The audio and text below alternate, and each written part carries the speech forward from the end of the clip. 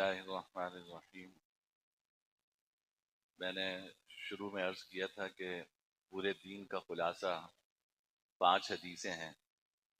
میں نے عرض کیا تھا کہ امام ابو داود رحمۃ اللہ علیہ نے اپنی سنن ابی داود میں 5000 سے زیادہ حدیثیں ذکر کی ہیں، اور پھر فرمایا کہ ان ساری حدیثوں کا خلاصہ 4 حدیثیں ہیں۔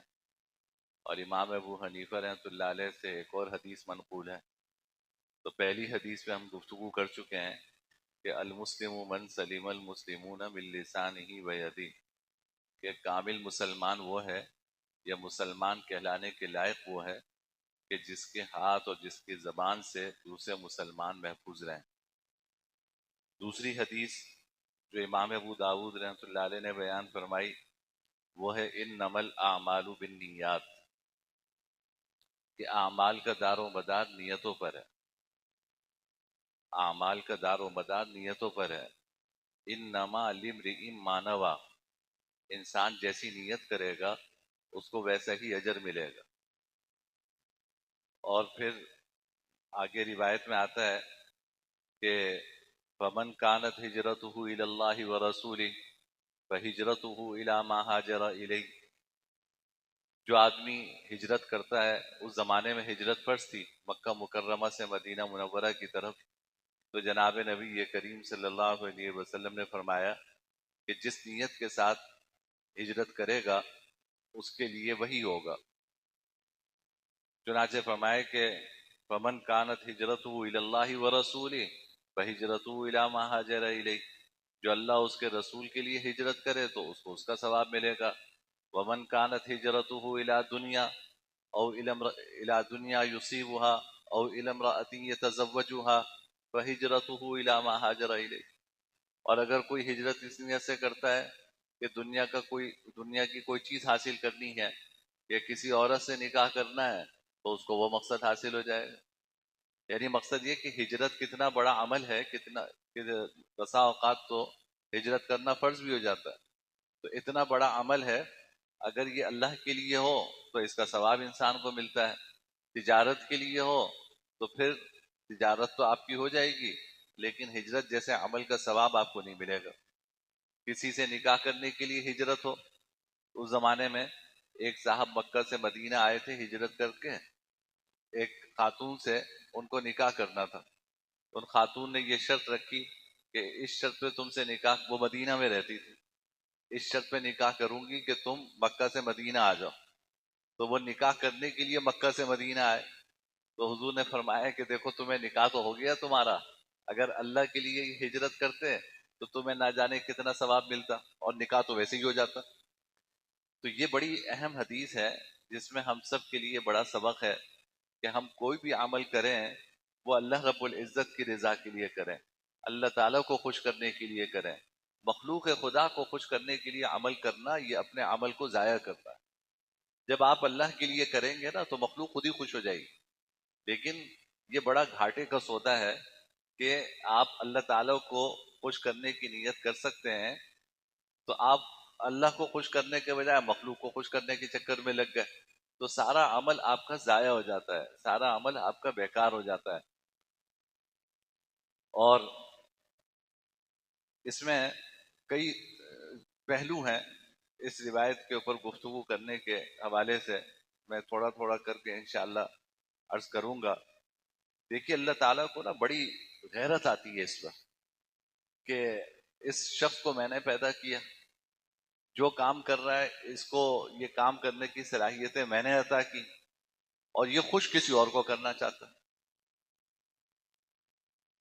ساری قوت و صلاحیت میں نے دی، اس کو پیدا میں نے کیا، خوش کسی اور کو کرنا چاہ رہا ہے۔ تو اللہ تعالیٰ کو اسے بڑی غیرت آتی ہے، اسی وجہ سے فرمایا کہ یہ جو ریا ہے یہ شرک خفی ہے۔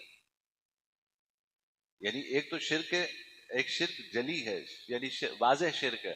واضح شرک تو یہ کہ مثلا اللہ نہ کرے، اللہ نہ کرے، ہم خدا نہ خواستہ اللہ تعالیٰ کے ساتھ کسی کو شریک ٹھہرائیں کہ بھائی یہ بھی خدا ہے یہ بھی خدا ہے، یہ تو واضح شرک ہے۔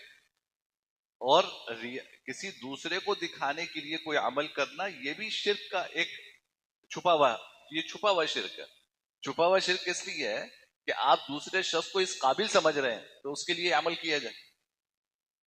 یعنی آپ نماز کے لیے آئے اور مقصد نماز کے لیے آنے کا یہ ہے کہ دوسرا شخص مجھے دیکھ لے اور مجھے یہ کہے کہ جی بڑا نیک آدمی ہے، فجر کی نماز میں آتا ہے. اللہ نہ کرے یہ نیت ہو کسی کی، تو اس کا مطلب یہ کہ آپ اس آدمی کو اس قابل سمجھتے ہیں کہ اس کے لیے یہ عمل کیا جائے، نماز پڑھی جائے، تو آپ اللہ تعالیٰ کے برابر اس کو قرار دے رہے ہیں. تو یہ بھی شرک کا ایک چھپا ہوا درجہ ہے اور شرک کا ایک ادنا درجہ ہے، اس سے بھی بچنا چاہیے. تو کوئی بھی انسان عمل کرے بس یہ فکر کرے کہ میں اللہ کے لیے کر رہا ہوں، مخلوق کو خوش کرنے کے لیے، مخلوق کو راضی کرنے کے لیے کوئی عمل کرنا، یہ اپنے عمل کو ضائع کرنا ہے. اب یہ جو حدیث میں جملہ فرمایا کہ انما الاعمال بالنیات، اعمال کا دار و مدار نیتوں پر ہے، یہاں پہ ایک بات اچھی طرح سمجھ لیں کہ اس کا مطلب یہ ہے کہ اعمال کے ثواب کا دار و مدار نیتوں پر ہے. یعنی آپ کو کسی عمل پہ ثواب ملے گا یا کسی عمل پر ثواب نہیں ملے گا، یہ آپ کی نیت کے اوپر ہے. اچھی نیت تو اللہ تعالیٰ کے لیے کام کیا تو ثواب ملے گا، اللہ کے لیے نہیں کیا تو ثواب نہیں ملے گا. جیسے ہم روزہ رکھ رہے ہیں نا، تو حدیث میں کیا آتا ہے کہ من صام ایمانم و احتسابا غفر له ما تقدم من ذنبه، جو شخص روزہ رکھے گا ایمان کے ساتھ، واحتسابا، احتسابا کا مطلب کیا، اللہ تعالیٰ سے اجر و ثواب کی امید کے ساتھ.